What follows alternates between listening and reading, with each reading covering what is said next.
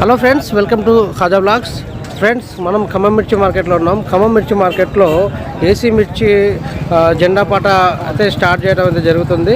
అయితే నిన్న చూసుకున్నట్లయితే 20,200 రూపాయల వరకు అయితే నిన్న కూడా కొన్ని బస్తాలు రావడం జరిగింది. ఈరోజు కూడా చాలా వరకు తక్కువ శాతం బస్తాలు అయితే రావడం జరిగింది.